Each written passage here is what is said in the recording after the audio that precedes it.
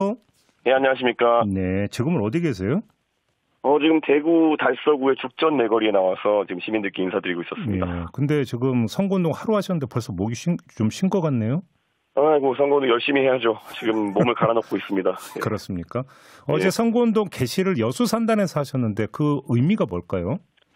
아무래도 여수산단을 비롯한 여러 국가산단들이 지금 최근에 중국산 물량 덤핑이나 이런 것 때문에 굉장히 어려움을 겪고 있습니다. 그래서 후보의 행보라고 하는 것은 어디에 주안점을 두고 있냐라는 걸 텐데요. 예. 국가산단, 그리고 특히 그 중에서도 호남에 있는 국가산단이라는 것은 제가 앞으로 호남에 대한 어떤 서진 정책, 저희가 해왔던 것들을 계승하고, 예. 그리고 또 2차 산업의 쇠퇴에 대해 가지고 많은 고민을 하고 있다라는 것을 이야기하기 위해서였습니다. 그러면 2차 산업의 쇠퇴에 대한 대안도 혹시 지금 마련을 하셨다는 얘기로 연결이 되는 걸까요?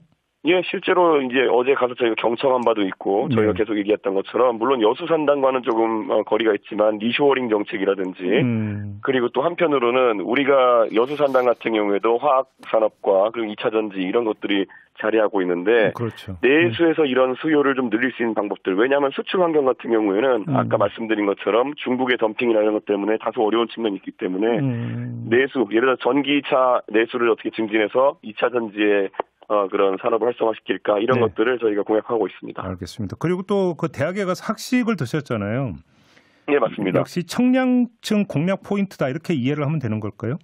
아무래도 선거를 하다 보면요, 점심때나 그 오후 이른 시각 같은 경우에는 얻은 장소에 가서 대규모 유세를 하기 어려운 측면이 있기 때문에 저희는 그 점심시간은 지역에 갈 때마다 지역에 있는 대학교들을 방문해서 학생들과 점심 식사를 하는 것으로 이렇게 일정을 잡고 있습니다. 예. 매일?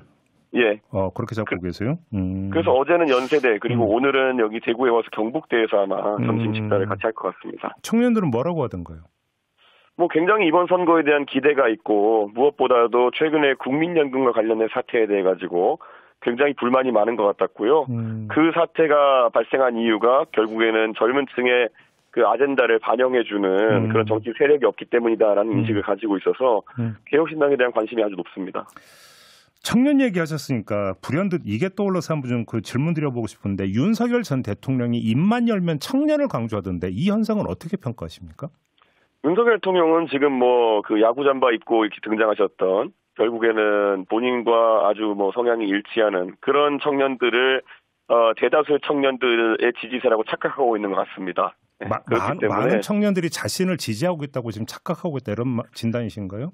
윤석열 대통령이 지금까지 통치를 하면서 보여줬던 모습이 항상 잘못된 정보와 잘못된 판단을 근거로 이렇게 정치해 나가는 모습이잖아요. 네. 그러니까 저는 윤석열 대통령이 지금 대한민국의 윤석열 대통령의 계엄이라든지 아니면은 탄핵 과정에 있어서 윤석열 대통령을 좋아하는 사람이 몇이나 되겠습니까? 저는 착각 속에 있다고 생각합니다.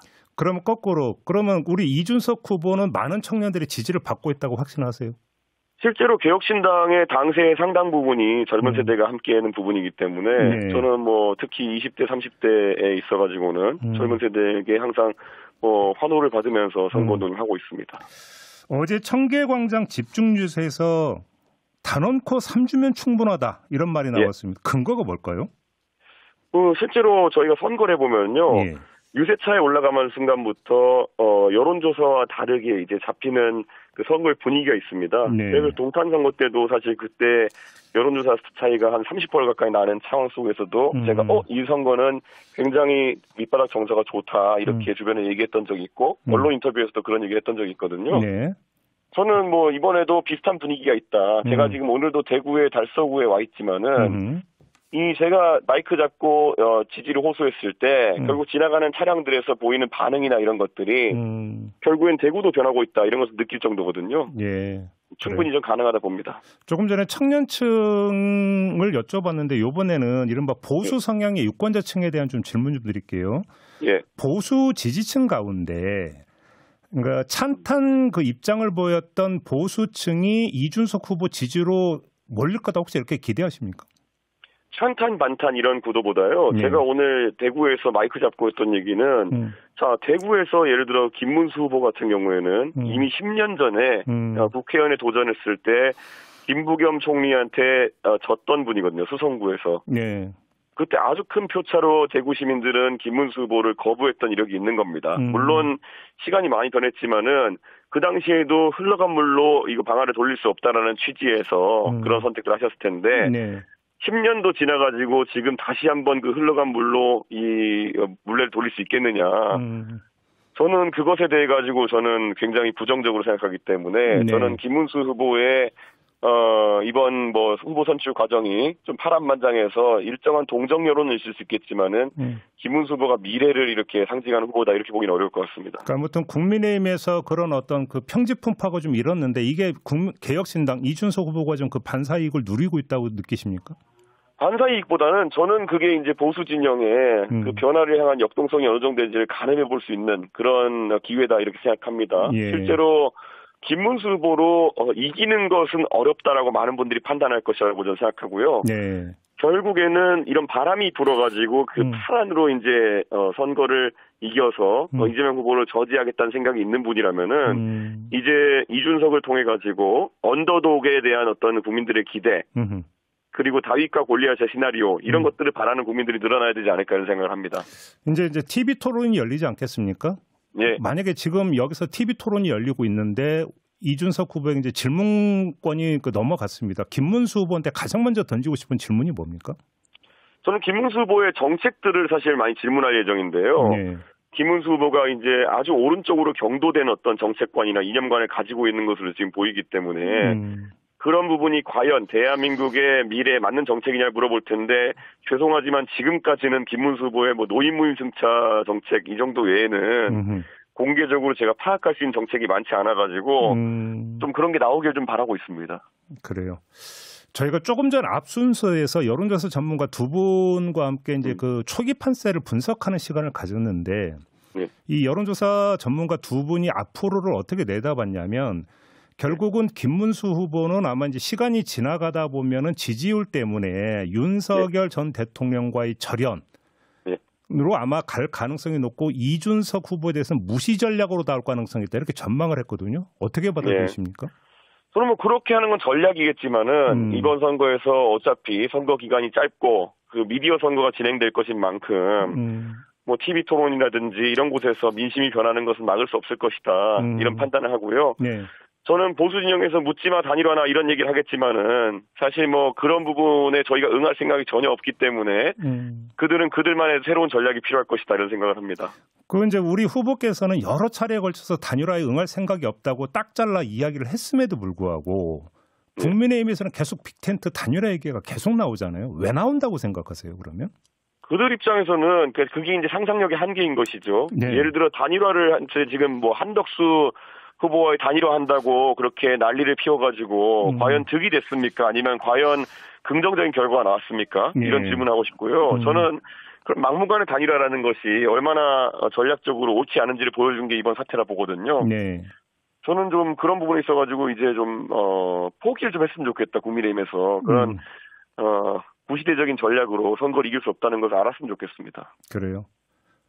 자, 그러면 단일화 이야기가 나오면 대선 이후까지 이제 어떤 세트로 이야기가 되니까 그러면 그 대선 이후에 이 보수층에서의 대변화가 있을 수 있다고 혹시 전망을 하시는 겁니까? 이미 대선 이후가 아니라 대선 전부터 지금 보수 세력은 이제 거의 뭐 이런 분위기로 가게 되면은 다시는 수권 세력이 안 될 것 같은 분위기로 흘러가고 있거든요. 그래서 완전한 탈바꿈이 있어야 될 것이다 이런 생각을 하는데 사실 지금 뭐 윤핵관들이나 이런 사람들이 당권을 놓지 않으려는 움직임을 보이면서 그런 것 자체가 가능할지를 궁금해하는 국민들이 늘어나는 것 같습니다. 그렇게 보세요. 역시 그러면 지금 그 국민의힘 선대위도 결국 친윤 윤핵관들이 쥐고 있다 이런 진단이신가요?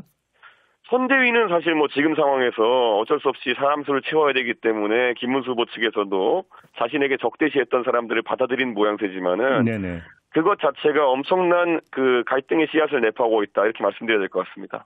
김용태 비대위원장이 인선된 걸 어떻게 평가하세요? 특별히 그건 평가할 일이 아닌 것 같습니다. 그냥 지금 시점에 대리 사과나 이런 것들을 목표로 한 게 아닐까라는 생각을 하는데요. 네. 저는 뭐 김용태 의원 너무 잘 알고 있고 젊고 진취적인 정치인이지만은 지금 상황에서의 역할은 그런 대리 사과 정도의 역할을 시키려는 게 아닌가 생각합니다. 대리 사과용이라고 진단하셨는데 그러면 김용태 비대위원장의 대리 사과는 별로 영향을 못 미칠 거라고 보시는 겁니까? 지금 뭐 김문수 후보가 사실 뭐 그런 입장을 밝히는 과정이 굉장히 지연되고 있지 않습니까? 저는 솔직히 후보 선출된 날 바로 그런 것도 해야 된다 봤는데 예. 결국에는 그런 게 뭐 김용태 이제 비대위원장 내정자가 여러 가지 이야기하겠지만은 국민들에게 옆구리 찔러서 하는 느낌이 들지 그다지 뭐 능동적으로 하는 느낌은 아닐 겁니다.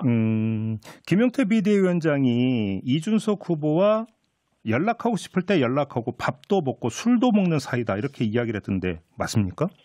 최근에는 밥하고 술을 안 먹은 것 같긴 하지만은 뭐 그런 사이인 건 맞습니다. 예. 그런 사이인 건 맞고요. 그럼 언제라도 이야기할 수 있다. 이 얘기로는 또 이제 그 언론 같은 거 이런 식으로 묘사할 수 있습니다. 김용태 비대위원장을 매개로 또 빅텐트 단일화 시도하는 거 아니냐 이런 식으로도 묘사할 수 있을 것 같은데 그건 소설이다. 전혀 가능성 없습니다. 전혀 가능성 없고요. 예. 김용태 위원장 내정자가 이제 제 성격을 잘 알거든요. 저는 아닌 건 아니라고 딱 끊어서 얘기하는 스타일이기 때문에 네. 그 잘 알면서 그냥 계속 그냥 그런 어떤 분위기를 풍기려고 할 것이지 저한테 실제로 뭐 그런 걸 하자고 연락도 못 할 겁니다. 제 성격 알기 때문에. 연락도 못 할 거다. 해도 뭐 별로 좋은 소리 못 들을 거 알기 때문에. 네, 알겠습니다. 어차피 대선이 진행이 되다 보면 12.3 내란 이야기는 빠질 수가 없습니다. 그러면 당연히 윤석열 전 대통령도 소환이 되지 않겠습니까? 예, 그런데 소환되기 전에 본인이 계속 등판할 것 같긴 합니다만 아무튼. 근데 자, 윤석열 전 대통령 당선의 1등 공신이 바로 이준석 후보 아니냐. 윤석열 정부 탄생에 대해서 사과가 필요한 거 아니냐. 이런 목소리가 이제 벌써 나오고 있지 않습니까? 이에 대한 입장은 어떤 걸까요? 벌써 나오는 게 아니라 계속 민주당 쪽에서 그런 얘기를 하려고 하죠. 그런데 뭐 예전에 보면은 이재명 후보도 지지난 대선 때는 보면은 뭐 윤석열 후보를 뭐 검찰총장으로 만들고 싶다. 그 당시에 그런 얘기를 하기도 했고요. 잘 아시지만 어차피 윤석열이라는 사람을 탄생시킨 사람들은 문재인, 조국 그리고 뭐 추미애 이런 분들 아니겠습니까? 저는 그래서 윤석열 대통령에 대해서 제가 뭐 당대표로서 당연히 선거운동을 할 수밖에 없는 위치에 있었기 때문에 그랬던 부분에 대해 가지고 뭐 불편하실 국민들도 있겠지만 윤석열에 대해 가지고 가장 먼저 또 지적하고 윤석열이라는 사람이 가진 위험성을 지적해오고 특히 제가 시선 집중에 나가서도 거의 특집까지 하면서 그런 걸 알렸던 걸로 기억하는데 그때 조회수도 많이 나왔잖아요. 네. 그렇기 때문에 저는 그 부분에 대해 가지고 최대한 국민들에게 많이 알리려고 했던 사람이니까 그런 부분이 같이 평가받을 것이다. 그때 저희가 특집을 한 4번 했던 거예요. 시선 집중에서. 4번이나 5번이죠. 좀 찾아봐야 될 것 같은데요. 아무튼 그때 뭐 100만 조회수씩 나오고 시선 집중에서도 많이 그 윤석열의 위험성을 알리는데 저랑 공조하지 않았습니까? 알겠습니다. 그 민주당 같은 경우는 이번 대선의 성격을 내란의 종식이냐 내란의 연장이냐 이렇게 잡았다고 하는데 이건 어떻게 평가하십니까? 그건 그들의 프레임이고요. 저는 윤석열과 이재명 두 분 다 지금까지 법조인 출신으로서 서로 감옥 보내고 서로 방탄하기 이런 것 때문에 대한민국을 과거로 되돌린 분들이다 이렇게 판단하고요. 저는 한 분은 그 윤석열 대통령은 본인의 망상으로 탄핵이 되었고 저는 이번에 이재명 후보도 선거를 통해 가지고 정치에서 사라지기를 기대하고 있습니다. 그래요. 알겠습니다. 지금 작은 정부론을 다시 그 이야기를 하셨죠? 네, 맞습니다. 그러면 작은 정부는 어떻게 구성이 되는 겁니까? 실제로 작은 정부는 재정적으로 작은 정부를 의미하는 그런 용어인데요. 우리는 이제 부처도 줄이겠다 이런 얘기를 하고 있습니다. 그럼 폐지 대상이 어디가 되는 겁니까? 19개 부처 중에서 저희가 뭐 통폐합을 하는 부처들이 있기 때문에 예를 들어 여가부와 통일부 같은 경우에는 과거부터 이제 폐지를 이야기해왔고요. 그 외에도 산업자원부와 중소기업 벤처부 같은 경우에는 중복 업무가 많다 이런 얘기도 하고 있고요. 해양수산부 같은 경우에도 해양교통 업무는 건설교통부로 그리고 수산 업무 같은 경우에는 저희가 농림식품부 합쳐서 1차 산업부로 개편하려고 하고 있고요. 이런 방향성을 바탕으로 저희가 정부 효율화를 통해서 국민들의 혈세가 낭비되는 것을 막겠다 이런 취지입니다. 또 여가부 폐지를 말씀을 주셨는데 옳고 그른 걸 떠나서 현실적으로 윤석열 정부 3년 동안 폐지도 못하면서 어정쩡한 상태로 계속 있지 않았습니까? 그러면서 결국은 갈등만 유발했는데 꼭 이래야 되는 겁니까? 그거는 윤석열이라는 사람이 정부조직법을 바꿔야 된다는 취지 자체를 이해하지 못했기 때문에 집권 초에 하지 않았던 것이고요. 저는 당연히 신정부가 출범하면 원래 관례상 신정부의 정부조직법은 합의 처리해주는 것이 관례입니다. 그렇기 때문에 저는 이번에는 제가 공약한 바를 철저하게 지켜야 된다 이렇게 생각하고요. 그것부터 만약에 민주당이 막아선다 그러면 그건 협치 의지가 오히려 민주당이 없는 것이기 때문에 저는 뭐 첫 법안으로 정부조직법을 올려서 처리시킬 수 있도록 하겠습니다. 그래요. 공수처 폐지도 그 제시를 하셨던데요. 이번 소위 내란 또는 계엄 국면을 통해 가지고 공수처가 수사 능력에 굉장히 문제가 있다라는 건 밝혀진 거고요. 예. 특히 윤석열 대통령 같이 여러 가지 범죄 혐의에 연루된 사람 같은 경우에는 결국에는 어느 수사기관에서 관할해야 되는지 갖고 혼란을 겪다가 지금 윤석열이라는 사람이 저렇게 버젓이 지금 밖에 돌아다니고 있는 거 아니겠습니까? 네네. 저는 민주당도 이 공수처의 한계점을 이제 인식하고 이것을 폐지하는 길에 나서야 된다 이렇게 생각하거든요. 본인들이 만들었기 때문에 이것이 잘못된 점이 있음에도 불구하고 이어나가겠다는 거, 이런 게 바로 예산 낭비하겠다. 그리고 이런 윤석열 대통령 같은 범죄를 저지른 사람이 밖에 나다니도록 하겠다. 이런 것과 비슷한 얘기거든요. 아집을 버렸으면 좋겠습니다. 근데 정반대로 공수처 검사들의 신분이 길게 보장이 안 되고 숫자가 적다 보니까 이런 문제가 발생했다. 이런 지적도 있잖아요. 근데 제가 말씀드렸던 것처럼 윤석열 대통령 같이 이런 대형 사고를 저지른 사람들, 이런 사람들은 하나의 범죄 혐의만 적용되는 것이 아닙니다. 네. 지금 당장 내란 혐의와 직권남용 혐의 이런 것들이 다 다르게 가지 않습니까? 그런데 이거를 여러 개의 수사기관에서 나눠서 이제 수사하다 보면은 관할권 문제나 이런 것 때문에 지금 윤석열 대통령 같은 사람이 저렇게 버젓이 밖에서 국민들을 우롱하고 있는 사태가 발생하는 겁니다. 네. 이 구조를 깨지 않으면은 결국에는 공수처는 인력을 보강한다 하더라도 주요 범죄자 앞에서 항상 허점을 노출할 것이다 이런 생각을 합니다. 알겠습니다. 다른 거 하나 여쭙고 마무리할게요. 홍준표 전 대구시장 있잖아요. 예. 미국으로 떠났는데 지금도 혹시 계속 연락 주고받으세요? 제가 간헐적으로 연락을 드리고요. 예. 그런데 홍준표 시장이 지금 아마 미국의 하와이에 이제 계신 걸로 알고 있는데. 네네. 며칠간 좀 휴식기를 이제 가지실 것이다. 이런 취지로 말씀하셔가지고. 예, 저는 그 이후에 또 정치적 연락을 또 드릴 수 있을 것 같습니다. 바로 그 점 때문에 질문 드리려고 하는데 그 이유라고 하셨는데 홍준표 전 시장은 일단 정계 연퇴를 선언을 했는데. 예. 그걸 번복시키고 무슨 정치적 역할이 부여되고 또 해야 된다고 생각하시는 거예요? 아무래도 홍준표 시장이 본인이 정치를 떠나고 싶다 하더라도 아직까지 대한민국에는 홍준표 시장을 믿고 따르는 젊은 세대를 중심으로 한 지지 세력이 있습니다. 네. 그들 입장에서는 홍준표 시장이 이번 대통령 선거에 대해서 어떤 관점을 가지고 있는지 지속적으로 궁금해하는 것 같습니다. 그래서 아마 홍준표 시장 입장에서도 그게 정치에 대한 미련이라기보다는 책임감으로 그들에 대한 소통을 어느 정도는 지속할 걸로 보입니다. 그럼 혹시 개혁신당에서 영입할 가능성도 있다 이렇게 이해를 해도 되는 겁니까? 솔직히 말씀드리면은 그런 적극적인 행동 같은 경우에는 홍준표 시장에 대한 예의가 아니기 때문에 저희가 주저하고 있는 게 사실이고요. 네. 다만 지속적인 소통을 해나가도록 하겠습니다. 근데 왜 예의가 아닌 거예요, 근데? 사실 홍준표 시장이 이번 선거에서 경선 과정에서 솔직히 윤석열 대통령이나 윤핵관 등의 개입으로 인해 가지고 좀 내상을 입은 상태거든요. 네네. 그런데 그런 부분에 대해 가지고 홍준표 시장이 어떤 자발적인 의지가 이제 태동하기 전까지는 어떤 제안이나 이런 것들 드리는 것이 예의가 아닙니다. 좀 생각 정리나 이런 거 할 시간을 좀 줘야 되는 거 아니냐 이 말씀이시네요. 당연히 그래야죠. 예.